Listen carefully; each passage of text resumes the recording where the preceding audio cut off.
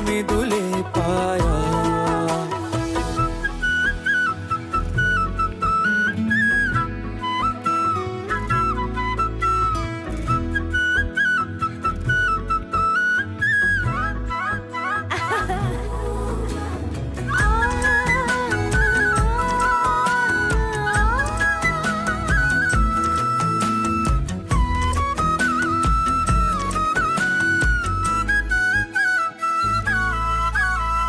හොඳට ජලේ පිරුණු කලේ වගේ මගේ ආලේක බිඳුවක් පිටට නොයේ මැදුරේ මගේ රැජින වගේ තබනෙන් රනින් මල අතකුත් මදිද